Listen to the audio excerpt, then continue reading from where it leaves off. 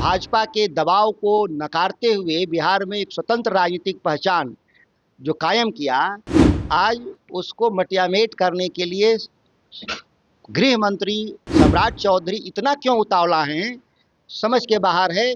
जिस सम्राट चौधरी की राजनीतिक भरण पोषण लालू प्रसाद जी और नीतीश कुमार जी के राज में हुआ, जो यहाँ से वो आकर के आज इतना बड़ा वो नेता बने। अब ये जदयू के लोग इतना डरे हुए हैं कि नीतीश कुमार जी के बाद हम लोग का क्या भविष्य रहेगा और हम लोग का भविष्य भाजपा के हाथ में है।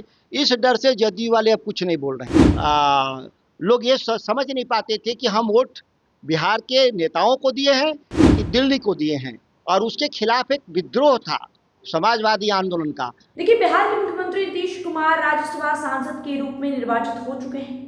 जल्द ही वे राज्यसभा सांसद के रूप में शपथ लेंगे और दिल्ली जाएंगे। जाहिर तौर पर जब नीतीश कुमार राज्यसभा सांसद के लिए शपथ लेंगे तो बिहार के मुख्यमंत्री पद से इस्तीफा देंगे। हालांकि अब तक इस बात को लेकर ना ही जेडीयू और ना ही बीजेपी की तरफ से कोई ऑफिशियल स्टेटमेंट आया है, लेकिन जो तैयारियां हैं वो शुरू हो चुकी है और नए सीएम को बनाने की भी कवायद तेज है। इस बीच होम मिनिस्ट्री से एक पत्र जारी किया गया है जिसमें नीतीश कुमार के त्याग देने की बातें कही गई।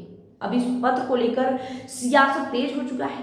सत्ता पक्ष के नेताओं के साथ साथ विपक्ष भी इसे मुद्दा बनाकर लगातार बयान दे रहे हैं। आपको बता दें, तेजस्वी यादव की पार्टी राजद विधायक सुधाकर सिंह ने भी बयान दिया है। मीडिया कर्मियों से बातचीत में उन्होंने कहा है कि सम्राट चौधरी को सीएम बनने का इतना चुल मचा है कि वो नीतीश कुमार को बता रहे हैं कि किस तारीख पर वे त्याग देंगे।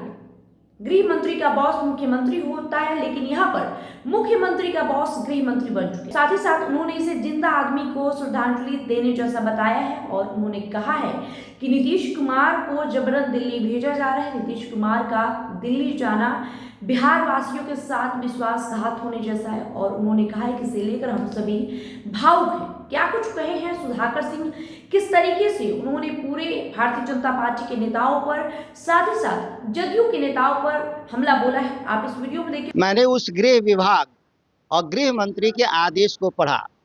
सम्राट चौधरी पता नहीं किस हड़बड़ी में है कि वो अपने को मुख्यमंत्री मान लिए हैं कि नीतीश कुमार के नीतीश कुमार से बड़ा अपने को मान लिए हैं। मुख्यमंत्री अभी पद पर हैं, पद पर रहेंगे नहीं न रहेंगे, यह निर्णय गृह मंत्री का तो अधिकार क्षेत्र में है नहीं। और फिर भी नीतीश कुमार जी रिटायर होंगे तो उसके लिए अलग से प्रावधान पहले से ही सरकार बना रखी है। वो ठीक वैसे ही गृह मंत्री का बयान है जो मरने से पहले श्रद्धांजलि दे दिया जाए, किसी की मौत नहीं हुई हो और उसको श्रद्धांजलि दे दिया जाए, इस तरह का बयान है। मैं मानता हूँ गृह मंत्री जी के विभाग का और गृह मंत्री का।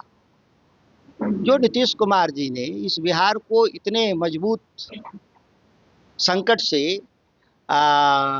भाजपा के दबाव को नकारते हुए बिहार में एक स्वतंत्र राजनीतिक पहचान जो कायम किया, आज उसको मटियामेट करने के लिए गृह मंत्री सम्राट चौधरी इतना क्यों उतावला हैं, समझ के बाहर है।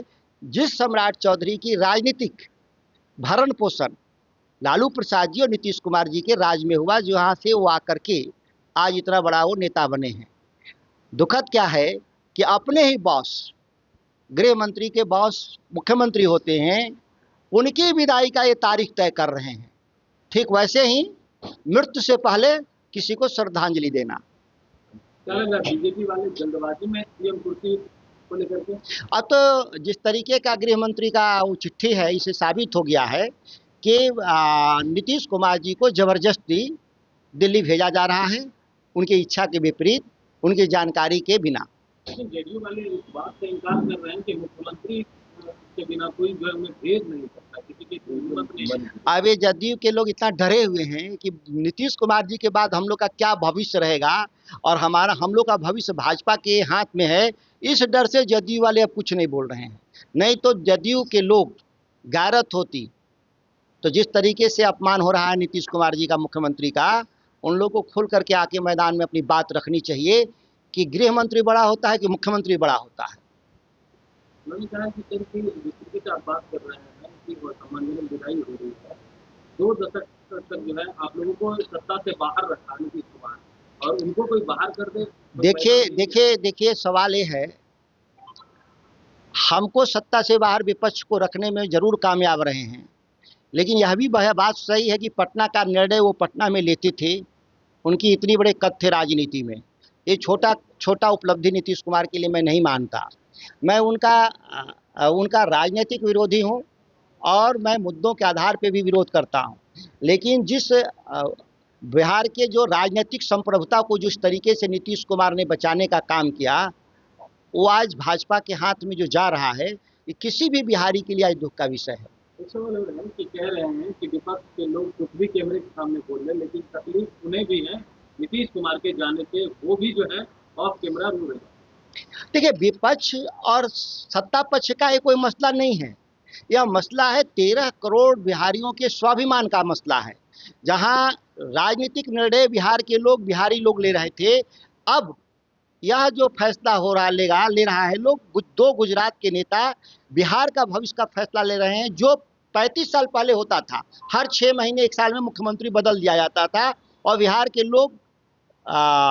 लोग ये समझ नहीं पाते थे कि हम वोट बिहार के नेताओं को दिए हैं कि दिल्ली को दिए हैं, और उसके खिलाफ एक विद्रोह था समाजवादी आंदोलन का, और लालू प्रसाद जी उस नेतृत्व किया और उस परंपरा को नीतीश कुमार आज तक लेकर आए हैं। इस मामले में निश्चित तौर पे आज उस 35 साल के राजनीतिक संघर्ष के विराम होने पर किसी के लिए भी दुख का विषय है।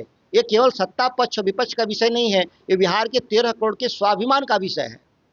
वीडियो को लेकर आपकी जो प्रतिक्रिया होती है वो कमेंट बॉक्स में लिखिए। बहुत बहुत शुक्रिया।